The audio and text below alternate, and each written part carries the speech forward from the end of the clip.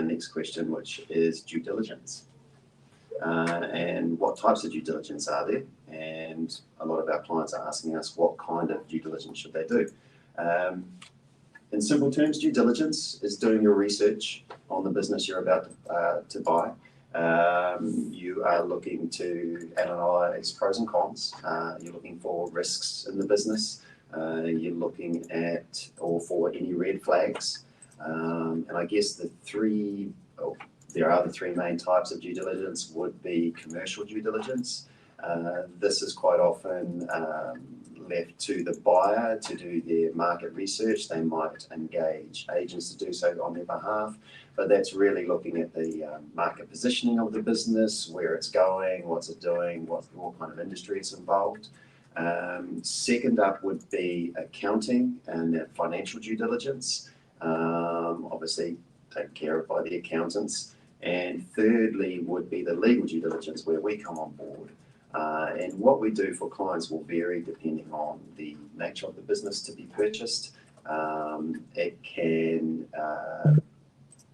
depending on timing, depending on cost.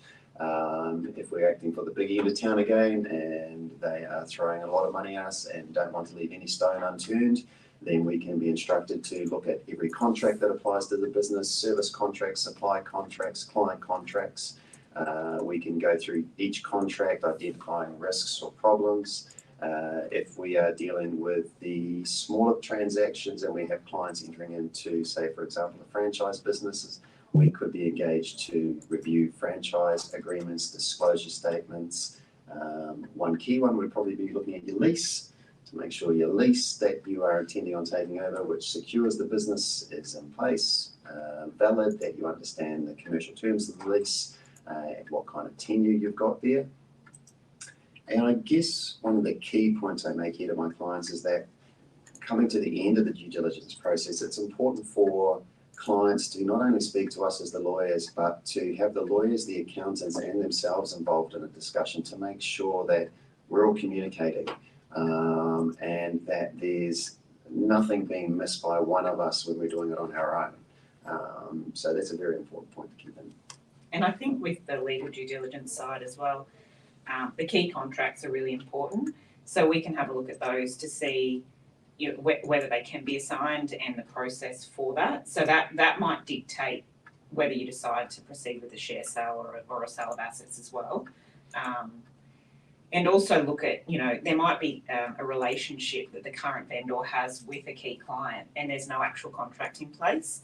So just giving you advice on, well, that's all good and well that this relationship's been there for 20 years, but how can we guarantee that this quite large client will stay on board, if you do come on over, if there's no actual contract in place to, bind them to your service in the future. So that might be a discussion about how we deal with that, and then we look at earn-outs, potential earn-outs and things like that. So the due diligence is something that you do at the first stage, and it really then can dictate how you proceed with the transaction and what additional terms that may need to be negotiated depending what you find out. And we'll have our checklists, and we will take our clients' instructions on how in depth they want to get with due diligence. We can break it down into components. We can look at different aspects of the business depending on what industry the business is in. And IP is the other one. So, are they registered trademarks? Yep. Have they registered all the IP that you want the benefit of? There's no point buying something if it's not adequately protected. And if they haven't, can we do it after the fact? And are there going to be any hurdles to doing that? So, just doing basic searches if there aren't trademarks in place to see whether a trademark would be successful after the fact. And that might mean a negotiation on price if the advice is, well, it's questionable whether we could register. Yeah, so really with the due diligence, we're looking for red flags from a legal due diligence perspective, and we're also looking to make sure that the business that is being purchased can be transferred across, the assets can be transferred across in full to the purchaser come settlement. Yeah, and the other big one is security interest registered on the PPSR. So the Personal Property Security Register, if you have a security against a third party, you should register on that forum. which is an online website.